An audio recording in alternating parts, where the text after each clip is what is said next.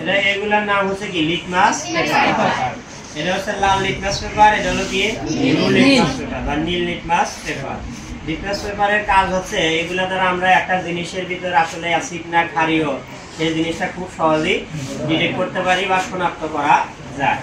যেমন যদি কোনো এই সলিউশন একটা সলিউশনে যদি ধরো ক্ষার থাকে, তখন যদি আমরা নীল তোমার লাল লিটমাস দিই তাহলে নীল হয়ে যাবে। তাহলে ক্ষার থাকলে কি হবে, লাল লিটমাসকে কি করবে নীল, আর অ্যাসিড থাকলে কি করবে নীলকে লাল করবে।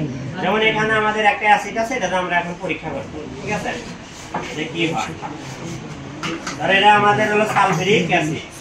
এটা হাদারা কি করা রিস্ক, গ্লোভস আছে, ভিডিও স্টপ করে দেন।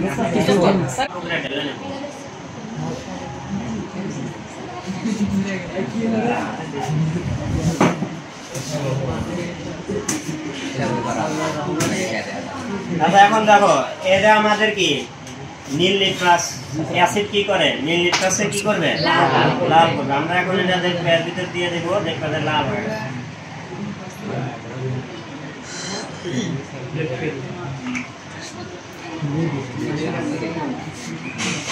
সবাই দেখো লাল হয়েছে, ক্যামেরা কাছে না, ক্যামেরা এখানে